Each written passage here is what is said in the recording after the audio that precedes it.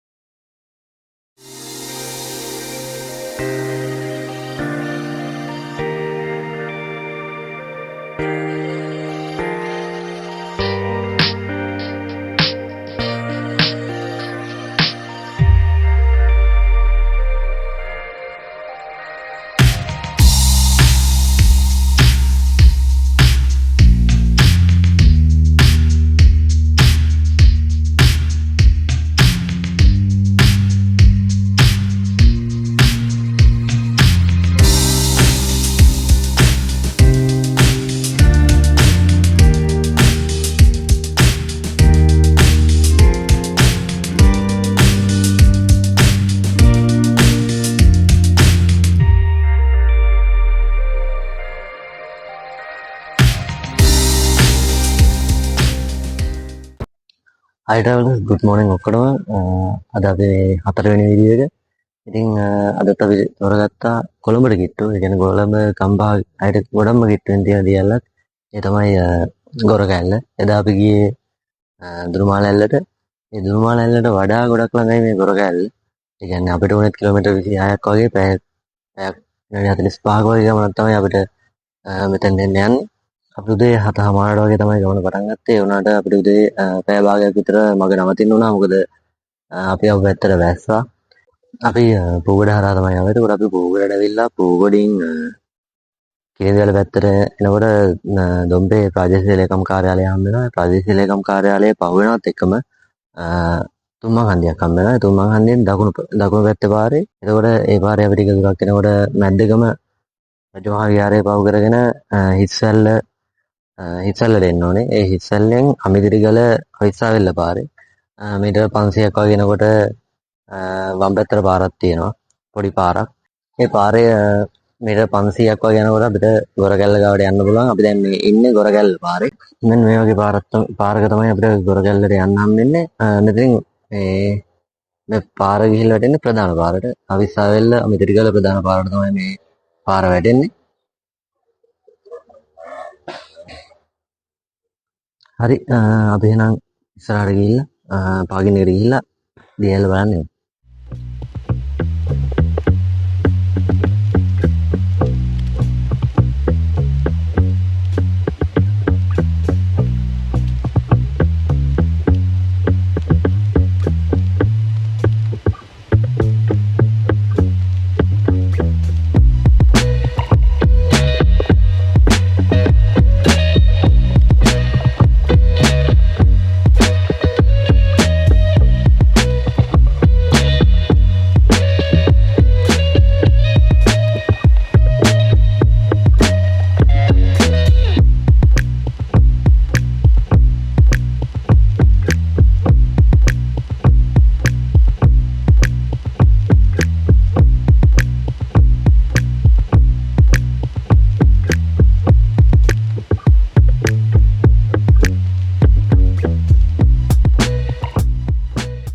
හරි අපි දැන් ගොරකැල්ල ගාවට ඇවිල්ලා ඉන්නේ.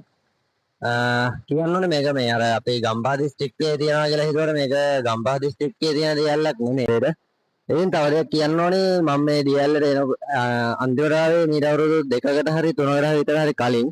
එනකොට පොඩි මේ දියැල්ල උඩට එන්න පොඩි අඩිපාරක් තමයි තිබුණේ.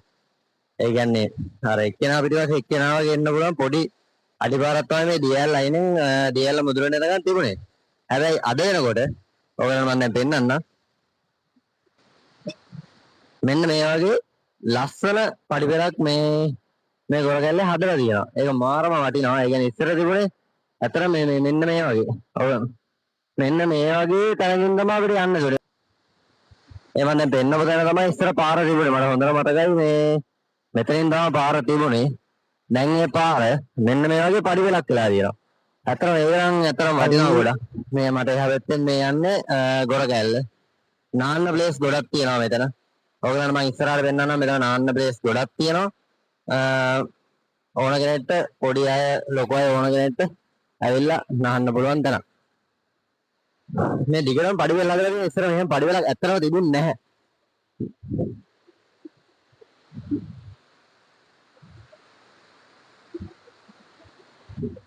මේ වලන්න වෙන්නම් මම ගොරගැල්ල. සපත්තු දෙක ලිස්සනවා.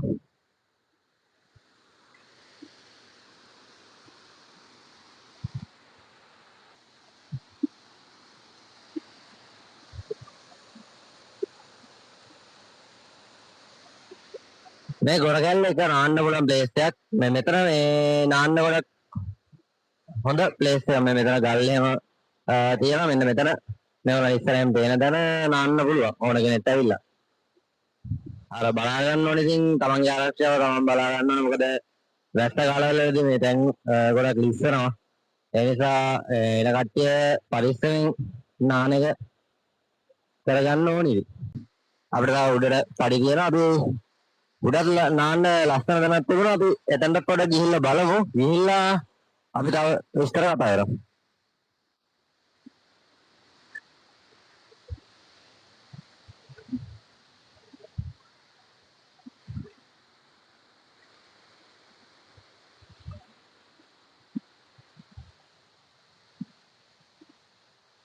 අපි අන්තිම පාර එනකොට මෙන්න මේ වගේ තැනක් අපි දැක්කේ නැහැ.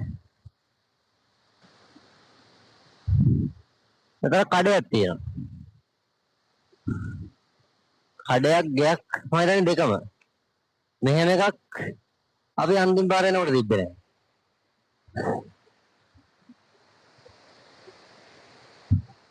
මෙන්න මෙතනින් තමයි ඉස්සර අඩිපාර තිබුණේ මම හිතන්නේ. මෙන්න මේ පල්ලෙහාට.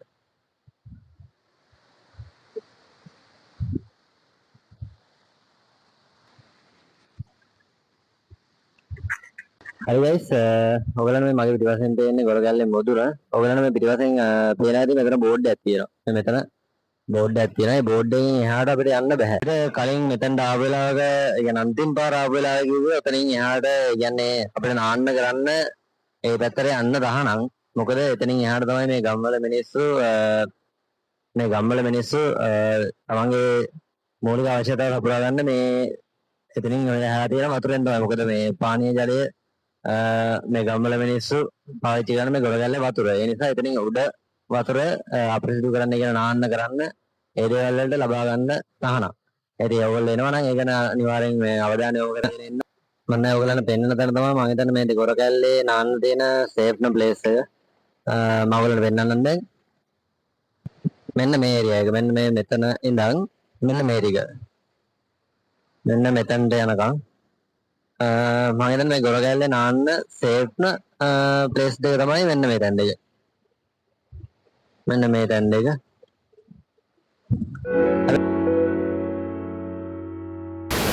මේ ගොරගැල්ලට නම වැටෙන්න හේතුව තමයි ඉස්සර. ඒ කියන්නේ මේට අවුරුදු ගානකට කලින් මේ ප්‍රදේශයේ මිනිස්සුන්ගේ ප්‍රධාන ජීවනෝපාය රැඳිලා තියෙන මේ ගොරගැල්ල වටේ තිබ්බ ගොරකා ගස් එක්ක. එතකොට ඒ ගොරකා ගස් එක්ක තිබුණ ජීවනෝපාය මාර්ග ඒ මිනිස්සුන්ගේ දෛනික ජන ජීවිතය නිසා තමයි මේක ඒ කාලේ ගොරකා ඇල්ල කියලා නම හැල්ලා තියෙන්නේ. ඒ කියන්නේ ඒ දවස්වල තිබුණ මේ ගොරකා ආයත් එක්ක තමයි මේ ගොරගැල්ල කියන නම හැල්ලා තියෙන්නේ.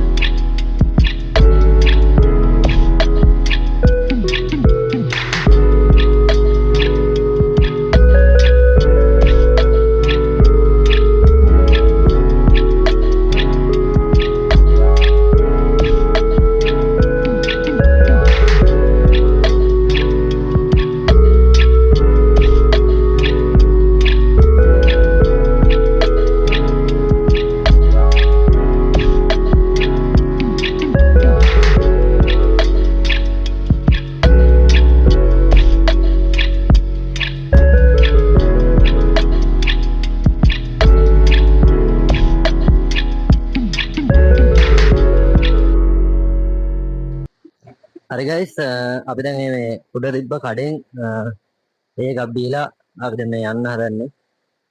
අද දවසට ගමන නිමා කරන්න දන්නේ. ඔයගලන්ට එතනින් ඔන්න දවල් වෙනවා නම් දවල්ට කෑම උනත් ඒකෙන් ගන්න පුළුවන්. ඒ කියන්නේ ෆ්‍රයිඩ් රයිස් කොත්තු ඒ හැමදේම මේ කඩේ තියෙනවා. උඩ තිබ්බ කඩෙන් අපි රෝස් තුනකුයි ප්ලේන්ටි දෙකක් ගත්තා. ඒ රෝස් එකක් උනේ රුපියල් 100යි.